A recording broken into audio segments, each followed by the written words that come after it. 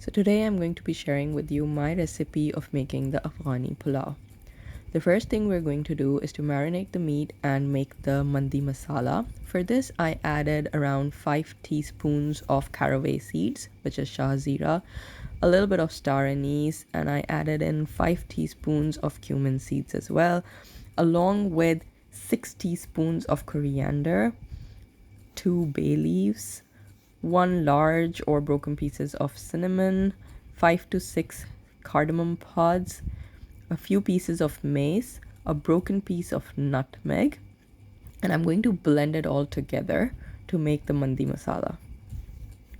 This masala can be used to make mandi as well. I am going to be using 2 teaspoons of this masala to marinate my chicken. Along with this masala, I will add in 1 teaspoon ginger, 1 teaspoon garlic, some black pepper, salt, and 1 lemon. Once my chicken is marinated, I will leave it aside and I will let it marinate for 2 hours. Pour some oil in a pan and then shallow fry your chicken. It would be wise to use larger pieces of chicken if you want that authentic look, but I just had the small curry pieces, so I went along with that. Try not to overcrowd your pan and fry your chicken in batches so that it gets that perfect golden color.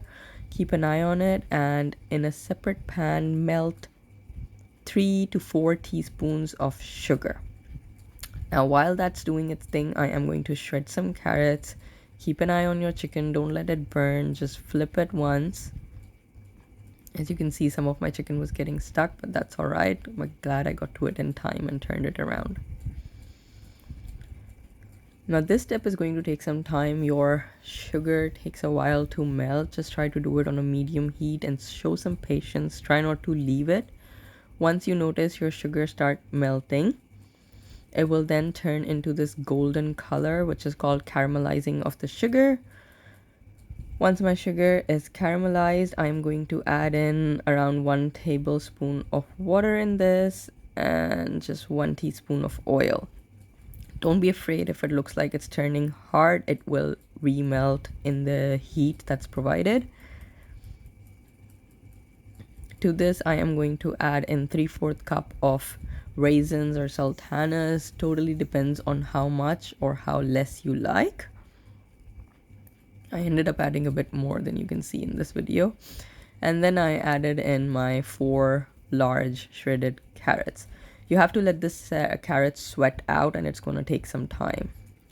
Now my chicken is nice and golden, the color that I like. I did remove the chicken and covered it in foil. You can let your chicken be in the mixture. I don't think it makes much of a difference, but this is the way my mom had done it, so I continued doing it that way. I have covered it with foil so that it stays warm because I am going to be cooking it later in the night today. Now this is the oil that was left from the chicken. It has all those flavors of the chicken. I am going to add 1 large onion to it, and once it starts turning pink, I am going to add the rest of the masala I made to it, just leaving behind 1 teaspoon.